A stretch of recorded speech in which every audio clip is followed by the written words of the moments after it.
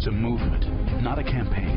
Its leader, Donald Trump, builder, businessman, success, doing what others called impossible. Donald Trump's priority? You. Dreaming big, building bigger, united for family, jobs, country, defined by freedom. Standing together, pushing ahead, leaving the past behind. No matter where they're born, no matter to whom they are born, I want to make sure that every child has a chance to live up to his or her God-given potential. I've spent my life fighting for children, and I'm not stopping now. I'm Hillary Clinton, and I've always approved this message. Two new ads, one from Donald Trump, one from Hillary Clinton, as we get new polls. These are in state polls. Take a look at these just out at the top of the hour. This is in Nevada, North Carolina, and Ohio. And there you see Donald Trump with a lead in all three of these states. In one of them, it's within the margin of error. The others, he's up. As you take a look at the internals of this poll, a lot of people like to know how this breaks down. This is self-identifying party ID. And you look, the split in Nevada, 40-40. In North Carolina, 40-39. Ohio, 39-41. A lot of people like to know that. Thought we'd put it up on the screen. But here's another interesting thing. Presidential vote preference and the certainty of your vote. Here's the certainty in Nevada, 93% for each. Now let's take a look at North Carolina, and that is 95% for Donald Trump. This is Fox Poll 7, and 90% for Clinton supporters. And then Fox Poll 11, we lost our polls. But Ohio is the certainty of vote preference. It's 89% and 88%. Trust me, they're great numbers. Let's bring in our panel. Jonah Goldberg, senior editor at National Review. Mara Liasson, national political correspondent of National Public Radio. And Charles Hurt, political columnist for the Washington Times, and syndicated columnist Charles Krauthammer. Mara, what do you take from these numbers? Well, what we take from these numbers is that he is moving up in some of these battleground states, kind of echoing what we saw in national numbers.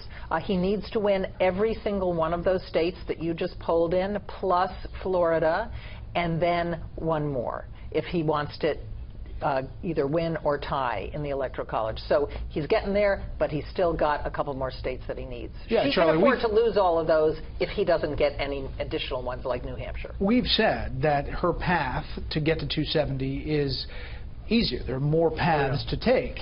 But clearly he's on the move.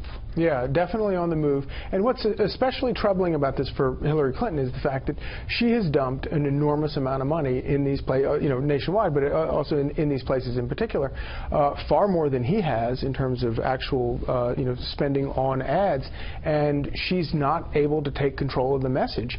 And he still is the master of that. We saw it all through the primary, but he's still the master of taking control of the message, being the showman, maybe doing it in ways that cause some people to cringe, but he's succeeding at doing it every time. And I think that's why we're seeing these polls close.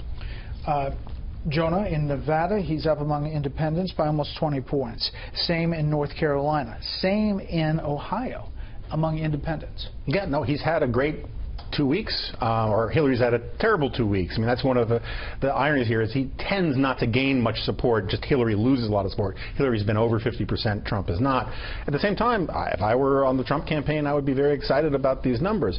One question I have, though, is in the four-way race with Gary Johnson and Jill Stein, that's like 12% of the electorate. Neither of them are going to be in the debates. As we go forward, it does seem like a lot of their votes are coming out, both of their votes are coming out of Hillary's side. If even half, a quarter of them actually revert back to the anti-Trump vote, that's really bad news for Trump.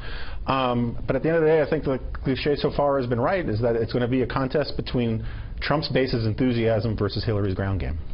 Charles. You know, the reason she hasn't seized the message is because she doesn't have a message. We saw it in that ad. I mean, what was that? I like children and I will fight for children. There has never been a more banal message, quote unquote, in political history. She doesn't have one. She's essentially a continuation of Obama, who was reasonably popular, so I think she has that advantage. The economic numbers were a little bit better when they came out a few days ago. But that's it, and it's the reason why she's dumped all this money, outspend Trump by an unbelievable amount. Did you say a ratio of 5 to 1? Probably 5 to 1, and it leaves no impression. I thought the most impressive of all the numbers was certain of your choice. They're both over 90%. As Yogi once said, all three of them are impressive. I just want you to know that. The first one was most impressive because you got to see it, but it's growing in impressiveness. Yogi once said it gets late early here. It's getting late early, especially for her. She's been known for 30 years. He's been ubiquitous on the air for 15 months. People know who they are. I'm not sure what her advertising advantage is going to do at this point. What is there to say? Which means, I think, in the end, that the importance of these debates is going to exceed the importance of any debates in any race that we've ever seen.